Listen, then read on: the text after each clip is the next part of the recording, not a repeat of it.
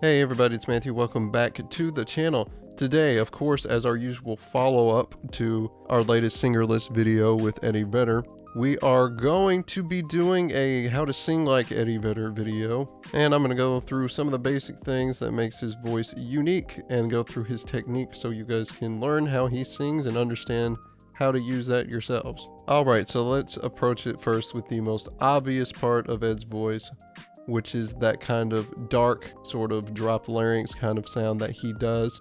You know how most singers would do a sound like this? Let's say we're on a kind of an A vowel here or something. We would go A,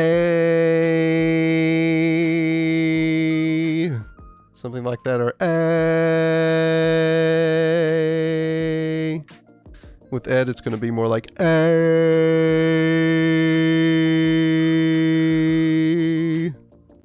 So you can hear it's a little bit darker. It's a little bit more of that drop larynx sound. So if we drop our larynx, of course, let's do it again. Let's do it with an E vowel because that's more noticeable. So if we go E, drop the larynx, E. So we're still on the same pitch, but it's darker because we've moved the larynx. E. You can kind of feel it go up and down when you try to move it around like that. And of course we want kind of that darkened sound, which is what we do. We raise the soft palate, which is that weird thing in the back of your mouth. If you pull your tongue all the way back as far as it can go, you can feel the hard one. And then you go past that a little bit, and you can feel the soft part of it. And you can kind of, by doing this kind of opening with your mouth, so you guys can see that shape, it will naturally lift up back there, and that will give you more of that darkened sound. There's also some weird things with the tongue that can happen when you do that, but most of it is just that raised sounds. So something like "Hey," kind of sound like that. We go to the lower part of his voice. Hey, hey, hey, hey, hey. So quickly, let's just imagine even flow real quick. This is going to be a short thing, not a full example. You do the first verse. We're going to skip the first note so you can just hear the main part of his voice, where he's like, rest his head on a pillow made of concrete. Kind of like that. Rest his head on a pillow made of concrete. So you can hear that kind of sound. Whoa, whoa, whoa, whoa, whoa, whoa. Whoa, he's really playing with that dark kind of drop larynx sound, and part of that is the natural position of his voice. His voice is kind of deep. It's pretty dark, even though he's not like a big dude or anything. It has this depth and more darkened sound that my voice does not have. I have to kind of make it do that, which is why I'm talking about it with dropping the larynx and all this stuff, because you have to kind of manipulate it a little bit for most people to get it there, because I have a much brighter tone than he does. I mean, a lot of it's kind of intuitive, playing it around until you feel like you've gotten it in the right spot, and then it really makes sense once you get it there. And of course, we're talking about vocal compression as well. That tightening of the stomach, you get a little bit, do that on purpose to compress your air, while also using your lower muscles below that, the ones that, you know, the same ones you use to go to the bathroom, keeping those going for your support. And then you tighten down the stomach and you get more compression from that, because that constricts your airflow, which Ed does quite a bit. His voice is, most of the time, is going to be compressed in some way. And he also likes to do these upper chest mixed voice belting. That is another main thing he does, which people kind of miss. You'll hear that when we get to our first main example, but he does that a lot, which requires a good amount of compression, especially if you're doing the, you know, pushed high chest voice kind of thing. That takes a lot of compression to hold it without going into your head voice. And then you can mix a little bit, but of course his mix does not have much head voice in it usually. So, and belting like that all the time can get physically taxing, because it does require those muscles to be active a lot more, which for me, and having a disability, is difficult to deal with. Even though we've covered so far with these sing-likes, Lane Staley, Chris Cornell, and Scott Weiland, Ed's voice is the hardest one for me to do, mostly because of the physical requirements of it. And of course, the way that he does that upper chest voice belting on higher notes is not particularly intuitive. It's a really hard way to sing those kind of notes. So let's go over to Jeremy here as our first example. We're going to go through the first verse and chorus here, and then talk about some other things. So we want a little bit of compression, a little bit of that darkened sound, and we're going to go to the first verse here. At home, drawing pictures of mountaintops with him on top, lemon yellow sun, arms raised in a V, and the dead lay in pools of maroon below. Daddy didn't give attention to the fact that Mommy didn't care. King Jeremy the wicked ruled his world. Jeremy spoke in class today. Jeremy spoke in class today. All right, so you guys can hear it clear that this is constantly compressed like that, which is why in the top of the verse, there's a little bit of grittiness, just a tiny bit on the voice, kind of throughout the whole verse. And there are spots where it breaks just a little bit when you're doing more of those open belted notes. So notice, at home, drawing pictures of mountaintops with him on top, lemon yellow sun, arms raised in a V. So that arms, you're doing that mouth position we talked about to raise the soft palate, and then we push into it just a little bit harder, and we get that gritty kind of arms instead of what it would typically be if it was just belted. And then when you get to care in the next part of the verse, so let's run through it again. So he starts the next section of the verse with that extra compressed gritty sound. Daddy didn't give attention to the fact that Mommy didn't care. So you hear Mommy, kind of that kind of sound. So you're dropping into that dark sound and cleaning it a little bit, not as compressed there. And then when we come back to the care, again, here's that high chest belting we talked about. Care. And it takes a lot of compression to get that right. Care. So that's the main thing there. So that gives us kind of the crash course into all of that all at once there. So that's pretty simple to get there. And then if we go to that high, kind of to those high notes again, but we get extra gritty instead of focusing on the belting quality, then we'll get a much more distorted vocal sound. So if we go to the bridge section of the song, you can hear more of that. Try to forget this, try to forget this, try to erase this, try to erase this from the blackboard.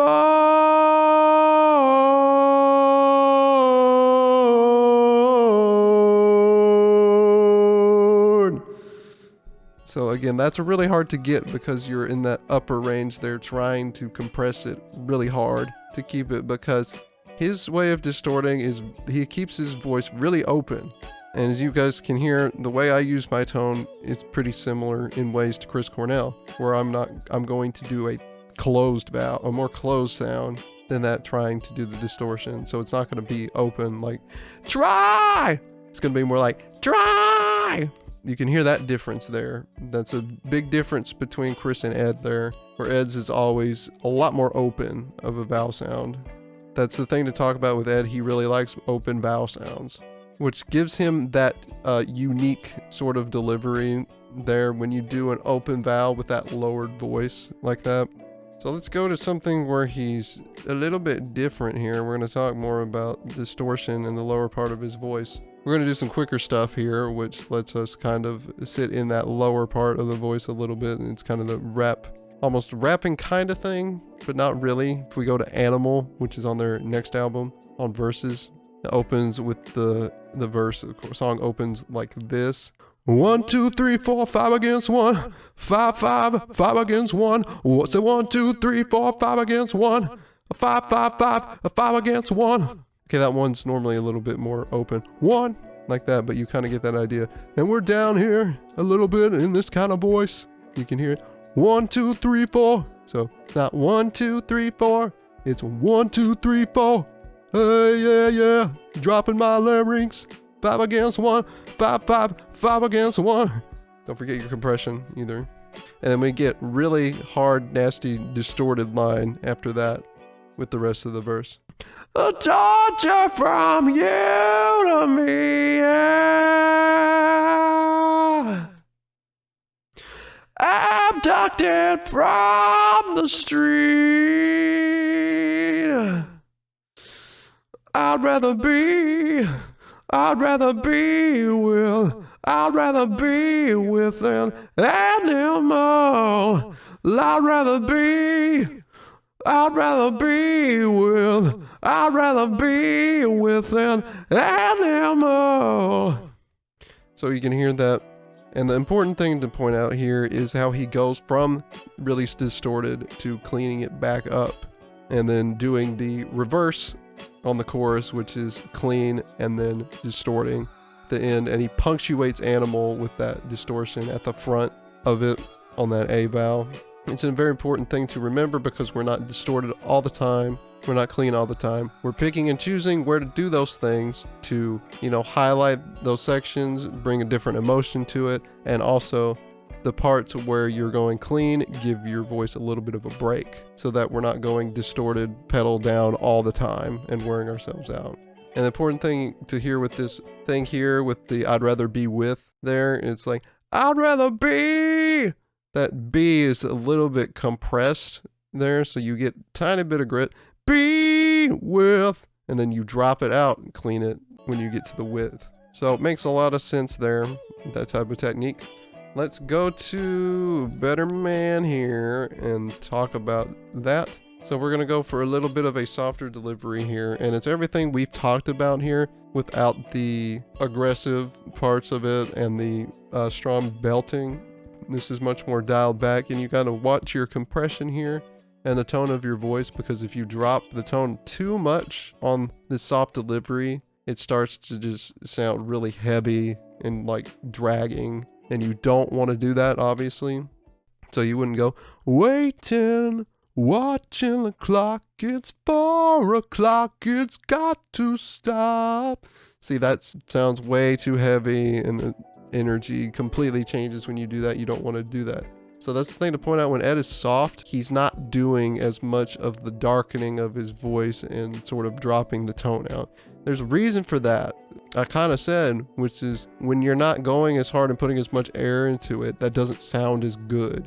When you're doing a lot of airflow, a lot of belting and stuff like that, darkening your voice like he does sounds a little bit better in that context. So you have to be conscious about how dark you want to make it at what time. Better Man, do not make it dark because it'll sound wrong. So we do this.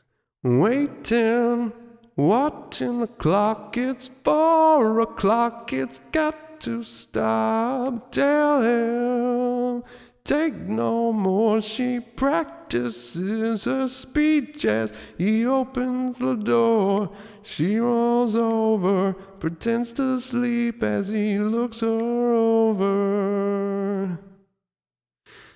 She lies and says she's in love with him. Can't find a better man. She dreams in color, she dreams in red. Can't find a better man. Can't find a better man. Can't find a better man. Oh.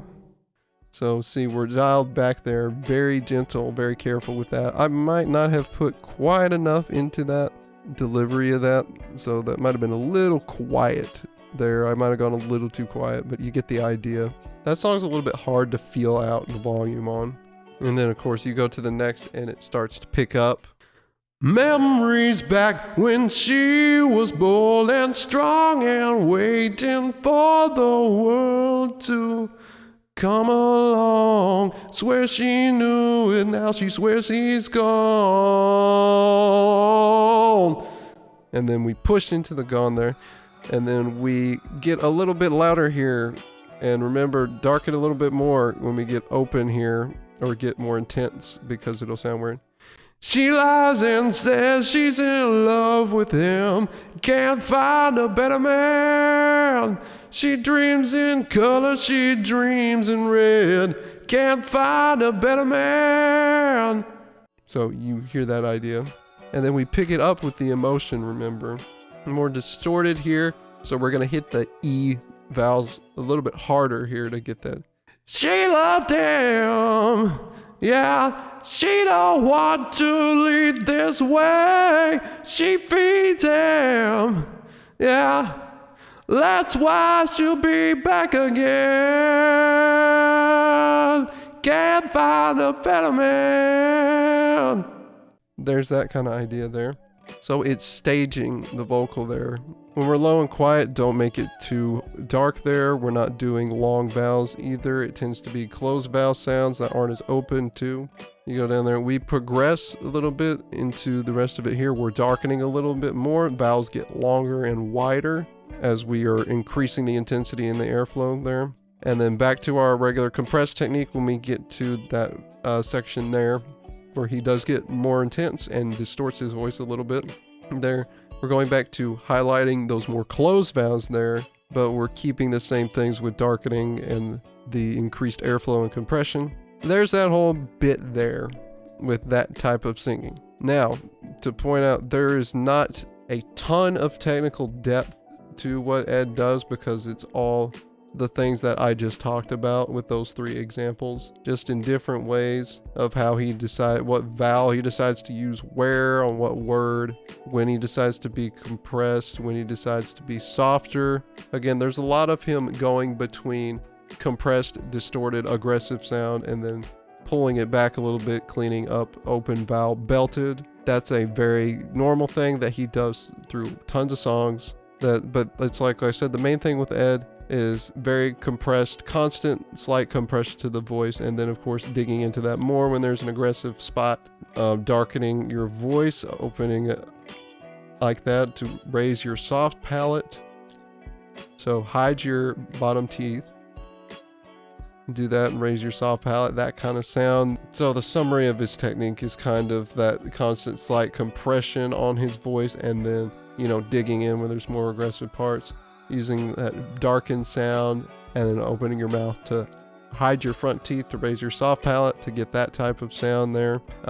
You know, belting on these with his upper chest voice, and this lower mix on these very open vowel sounds and that kind of thing that requires the, you know, constant compression with those. And that's really kind of all there is to it, to his technique.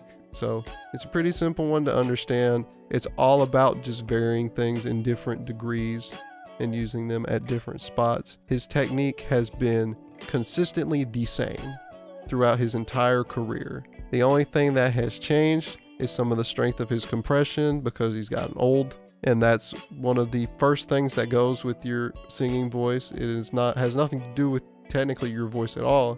It's all about the compression. Those muscles just are not as strong when you get older, and they weaken sooner than everything else around it does.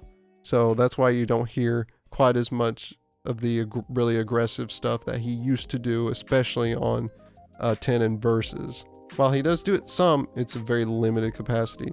And now his voice has changed a little bit. His tone's gotten a little brighter, so he does way more of that open vowel belting that I talked about, which is really hard for me to do, especially at that range that he does it at. It's super weird because it's kind of high for the type of voice he's doing it with.